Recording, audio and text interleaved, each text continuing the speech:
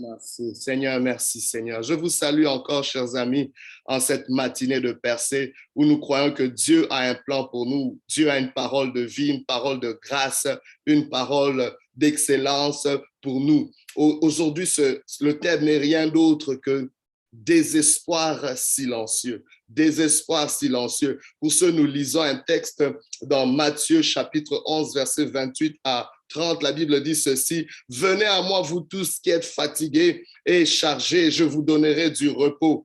Prenez mon joug sur vous et recevez mes instructions, car je suis doux et humble de cœur, et vous trouverez du repos pour vos âmes, car mon joug est doux et mon fardeau léger. » Wow! Désespoir silencieux. Comment gérez-vous les pertes dans vos vies? Comment gérez-vous ce que vous avez perdu dans vos vies?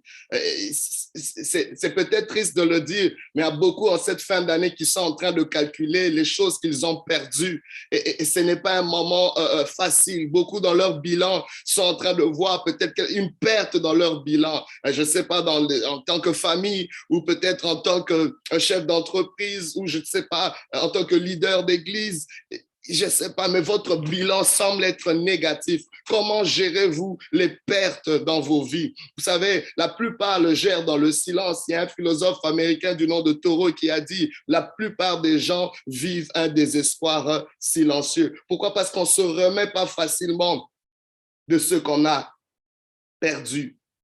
On ne se remet pas facilement de vivre sans quelque chose. C'est une charge. Cela nous prend une charge. Cela est un fardeau pour nous. Et généralement, c'est comme on semble porter une charge pendant toute notre vie.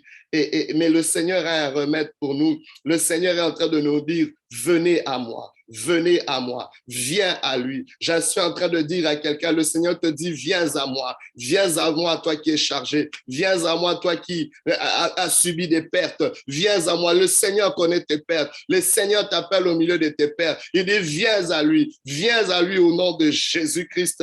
Oh my God. Et vous savez, qu'est-ce qui se passe? C'est que c'est un désespoir qui se cache derrière les impressions.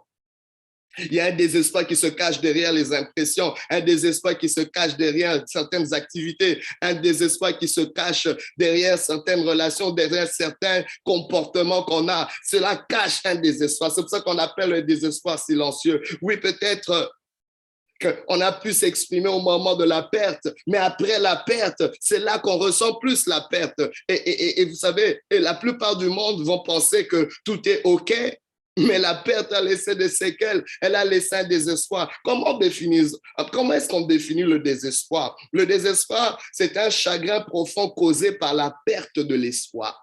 J'aimerais vous dire ceci. En réalité, ce que vous n'avez pas perdu, oh my God, je ne suis pas en train de minimiser vos pertes. Il y en a qui ont perdu des êtres chers et je sais ce que c'est. Mais ce que je suis en train de réaliser, c'est que le Seigneur veut nous enseigner ici, c'est que la véritable perte que nous avons, c'est la perte de l'espoir. La perte de l'espoir, c'est-à-dire comment est-ce que je fais pour vivre sans cette personne? Comment est-ce que je fais pour vivre sans ce que j'ai perdu? Comment est-ce que je fais pour vivre sans ce revenu que j'ai perdu, ce travail que j'ai perdu? Comment est-ce que je fais sans, oh my God, sans la santé que je n'ai plus? En réalité, ce qu'on a perdu le plus, c'est l'espoir. Le Seigneur veut nous donner. Regardez comment Proverbe chapitre 13, verset 12 nous parle sur l'espoir. Il dit: un espoir différé rend le cœur malade. Wow! La Bible en parlait déjà. Aujourd'hui, oui, les psychologues vont faire un diagnostic, mais la Bible en parlait déjà en disant: un espoir différé rend le cœur malade. Mais un désir accompli est un arbre de vie. Dans la version Darby, on nous dit: l'attente différée rend le cœur malade, mais le désir qui arrive est un arbre de vie. Oh my God. Beaucoup sont en attente. Tu as attendu 2021 passé et tu n'as toujours pas vu le fruit de tes attentes. Il y en a qui ont jeûné, il y en a qui ont donné. il y en a qui ont servi, il y en a qui ont travaillé fort, il y en a qui ont donné le meilleur d'eux-mêmes, mais l'attente est restée vaine, l'attente est restée nulle. Oh, je sais ce que c'est, je suis dans cette liste aussi. Oh, mais je vais en parler parce que le Seigneur me dit une chose, viens à moi, toi qui es fatigué, viens à moi, toi qui as attendu sans recevoir quelque chose, viens à moi, toi dont l'attente est restée silencieuse, l'attente est restée vide, comme si tu n'avais rien donné, comme si tu n'avais pas espéré quelque chose. Oh, les gens vont te regarder sans résultat et parfois te pointer du doigt comme si tu n'as pas fait assez d'efforts. Oh my God, oh, vous ne réalisez pas ce qui se passe. Il y a un désespoir silencieux, mais le Seigneur dit, venez à moi, vous tous qui êtes fatigués et chargés. C'est une charge, tu portes un fardeau. Mais regardez ce qui se passe. L'illustration que le Seigneur est en train de donner ici en parlant du joug, c'est quelque chose de particulier parce qu'à l'époque, et même aujourd'hui encore dans certaines contrées, on utilisait le joug. Le joug, c'est ce qu'on mettait au cou des animaux pour faciliter le transport des charges que ces animaux pouvaient porter, des ânes ou des bœufs, des bêtes de somme. Et justement, en mettant ce joug, en attachant ce joug au cou des animaux, ça leur permettait de transporter facilement une charge. Alors le Seigneur est en train de dire, vous êtes comme si vous portiez un joug, oh my God, mais votre joug est pesant. Parce que maintenant, qu'est-ce qui se passe? Le revers de la médaille, c'est que ce joug avait un poids. Ce joug, bien qu'il facilitait le transport, mais le joug ne considérait pas toujours l'état de l'animal, c'est-à-dire que l'animal pouvait prendre du poids, l'animal pouvait maigrir. Dès que l'animal changeait, parce que le joug était fait sur mesure, dès que l'animal changeait quelque part sa condition, son état, le joug devenait quelque chose de mauvais, le joug devenait quelque chose de pesant, de quelque chose qui pouvait affecter la santé de l'animal et jusqu'à même l'étrangler ou l'asphyxier. Alors le Seigneur est en train de dire, le joug que vous avez sur le moment est pesant. Le joug que vous avez ne vous aide pas à transporter la charge que vous avez, qui est vraiment le fait de ne pas avoir de l'espoir et de continuer à fonctionner dans ce désespoir silencieux. Le Seigneur dit, j'ai un remède. Il te dit aujourd'hui, viens à moi. Pourquoi? Parce que moi, le Seigneur, je peux vous donner un joug, je peux vous aider. Il dit, mon joug est doux et léger. Alléluia.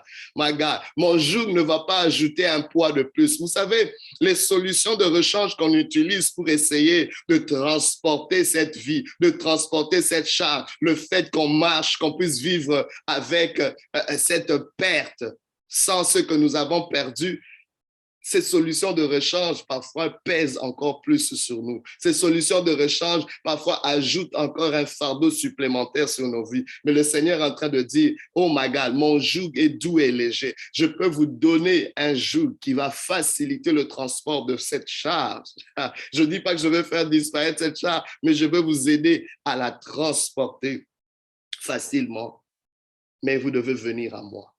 Le remède de Dieu, c'est la communion avec lui. C'est une communion, une intimité avec lui. Mais au-delà de cela, il dit, recevez de moi instruction.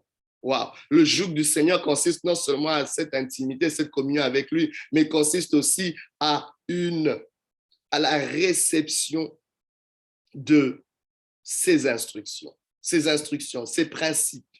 Et bien aimé, c'est en recevant ces principes. Mais pour le faire, ça nous prend une certaine humilité. Vous savez, le grand problème que nous avons à suivre, à venir à lui, c'est qu'il y a beaucoup d'obstacles, il y a des excuses que nous avons. Il y en a d'autres qui vont se sentir inadéquats.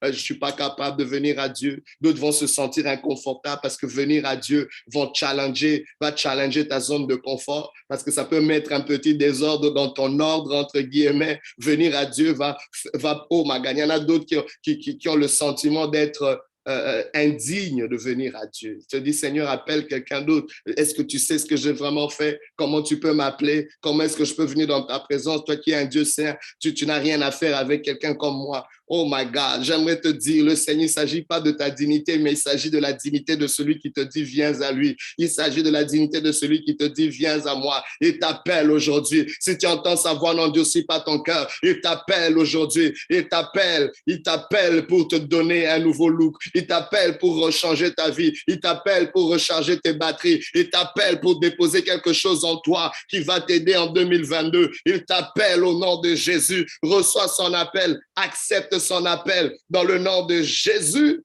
Alléluia. Mais ça va prendre l'humilité. Ça va prendre que tu te dépasses. Ça va prendre que tu dépasses ton environnement. Il y en a peut-être quelqu'un qui est incarcéré par les attentes de ton environnement et tu ne sais pas dépasser cela. Le Seigneur te dit, tu as suffisamment honoré cet environnement, mais j'aimerais que tu puisses honorer celui qui est plus grand que ton environnement ou celui qui est plus grand que ton entourage. Laisse parler les gens, mais viens à Jésus. Laisse parler les gens, mais viens à Jésus. Oh bien-aimé, ne regarde pas à quoi tu vas ressembler. Qu'est-ce que cela va avoir l'air? Viens à lui aujourd'hui. Je vous dis, c'est le remède contre ce désespoir silencieux, c'est de venir à lui. Oh my God, parce qu'il sait ce que c'est, il sait ce que c'est de vivre un désespoir silencieux, parce qu'il a vécu lui-même à la croix. Il a vécu dans le jardin de Gethsemane, il a vécu ce silence. Mais le Seigneur l'a vaincu pour toi. Alléluia. Aujourd'hui, nous pouvons venir à lui. Aujourd'hui, nous pouvons, alléluia, venir simplement à ses pieds. Recevons-le aujourd'hui. Que Dieu vous bénisse, que Dieu vous fasse du bien, que Dieu vous assiste, qu'il vous visite au nom de Jésus. Alléluia. Merci Seigneur de le faire. Alléluia. Que Dieu vous bénisse au nom de Jésus-Christ. Amen. Gloire à Dieu. Alléluia. Merci Seigneur Jésus.